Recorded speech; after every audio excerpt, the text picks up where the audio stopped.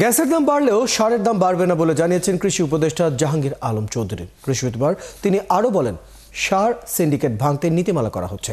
ফসলি জমি সংরক্ষণে ভূমি ব্যবহার এবং কৃষি জমি সুরক্ষা অধ্যাদেশ প্রণয়নের কাজ চলছে বলেও জানান উপদেষ্টা। আরও জানাচ্ছেন শারমিনীরা। অন্তর্বর্তী সরকার দায়িত্ব নেওয়ার পর প্রাকৃতিক দুর্যোগ কিংবা সড়কে চাঁদাবাজির কারণে কৃষি পণ্যের বাজার ছিল কিছুটা ঊর্ধ্বমুখী। এছাড়া সারের ব্যবস্থাপনা ঘাটতি সহ নানা বাধায় পড়তে হয় সরকারকে।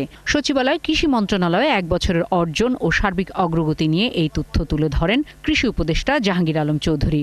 রপ্তানি কৃষি পণ্যের ক্ষেত্রে আমরা বিশেষ অগ্রগতি করেছি। জানান, দেশে সারের কোনো ধরনের সংকট নেই, দাম বাড়বে না বলেও আশ্বস্ত করেন তিনি। পেট্রোবাংলা যদি গ্যাসের দাম বৃদ্ধি করে তারপরে যে সার উৎপাদন হবে, বাট সারের দাম কোন অবস্থায় বৃদ্ধি পাবে না। দেশে সারের কোনো ঘাটতি নেই। আগামী মৌসুমেও কোনো ঘাটতি যেন না হয় সে লক্ষ্যে আমরা ইতিমধ্যেই প্রয়োজনীয় পদক্ষেপ গ্রহণ করেছি।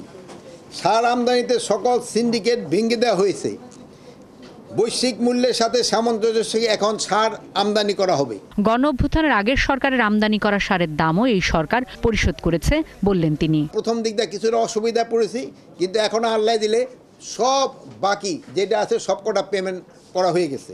উপদেষ্টা বলেন, 3 ফসলি জমিতে অবকাঠামোগত নির্মাণ না করতে কৃষি জমি সুরক্ষা আইন করছে সরকার। কৃষি জমি কিন্তু দিন দিন কমেই যাচ্ছে। এটার জন্য আমরা একটা কৃষি জমি সুরক্ষা আইনও আমরা করে দেওয়ার চেষ্টা করতেছি এবং এটা হয়তো আমরা করে দিয়ে যেতে পারবো আল্লাহ দিলে। এছাড়া কীটনাশকের সঠিক ব্যবহার নিশ্চিত করতে বিধিমালা করা হচ্ছে বলে জানান উপদেষ্টা। দায়িত্ব গ্রহণের 1 বছর গত মাসে। শারমিনীরা, 71, ঢাকা।